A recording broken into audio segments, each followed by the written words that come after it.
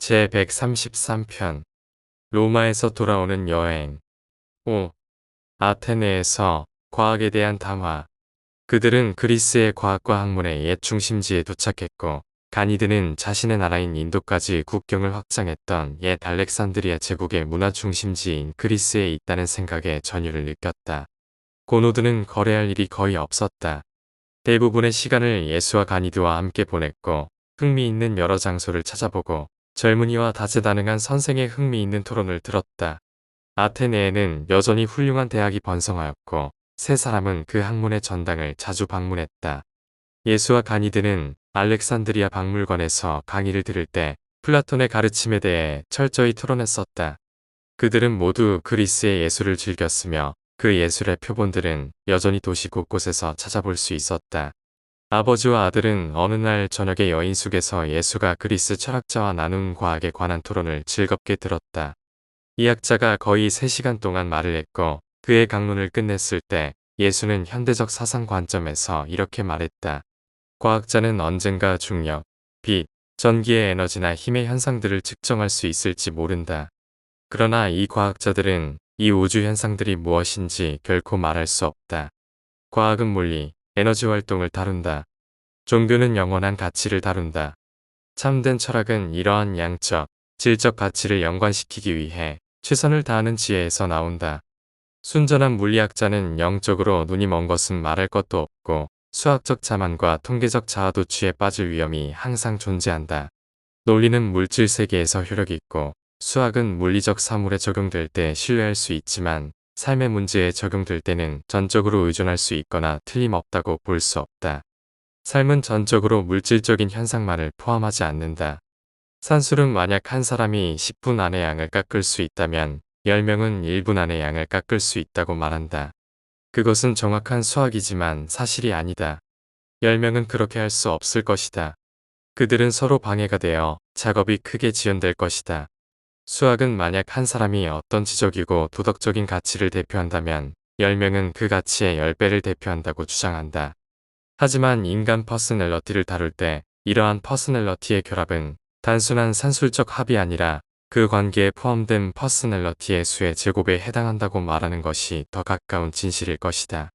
조율된 조화로운 사회 집단은 그 구성 요소들의 단순한 합보다 훨씬 더 큰 힘을 대표한다.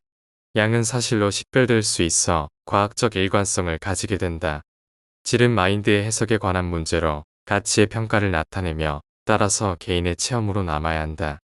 과학과 종교가 더 이상 독단적이지 않고 비판에 더 관용해질 때 철학은 우주에 대한 지적인 이해에서 통합을 이루기 시작할 것이다. 당신이 실제로 우주의 작용을 이해할 수만 있다면 그 안에는 통합이 있다. 실제 우주는 영원한 하나님의 모든 자녀에게 친절하다. 진짜 문제는 다음이다. 인간의 유연한 마인드가 어떻게 논리, 진리와 일치하는 사고의 통합을 이루느냐 것이다. 이 우주를 아는 마인드의 상태는 양적 사실과 질적 가치의 공통된 원인이 파라다이스 아버지에게 있다는 것을 이해함으로써 얻을 수 있다. 실체에 대한 이러한 개념은 우주 현상의 목적 있는 통합에 대한 더 넓은 통찰을 낳는다. 그것은 점진적인 퍼스널러티 성취의 영적 목표를 드러낸다. 그리고 이것은 계속 변화하는 임퍼서널 관계와 발전하는 퍼스널 관계 속에서 살아있는 우주의 변하지 않는 배경을 감지할 수 있는 통일성 개념이다. 물질과 영과 그 사이에 개입하는 상태, 실제 우주가 참으로 통합되는 세 가지는 서로 관계되고 서로 얽혀 있다.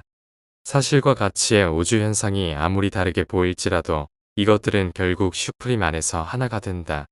물질 존재의 실체는 눈에 보이는 물질뿐 아니라 인식되지 않는 에너지에도 연관되어 있다. 우주의 에너지가 필요한 움직임의 정도까지 늦춰질 때 그때 적당한 조건 밑에서 바로 이 에너지는 질량이 된다. 그리고 기억하라. 겉보기에 실제의 존재를 인식할 수 있는 마인드, 그 자체도 실제한다.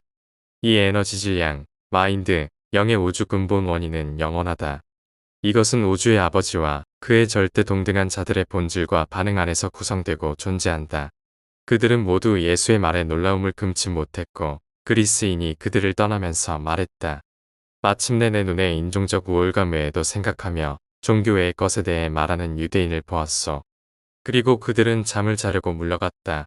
아테네에서의 체류는 즐겁고 유익했지만 사람들과의 접촉에서는 특별한 성과가 없었다.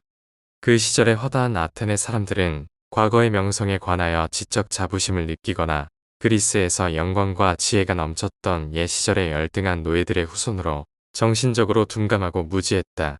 그때의 아테네 시민 사이에는 여전히 예리한 마인드를 지닌 사람들도 많이 있었다.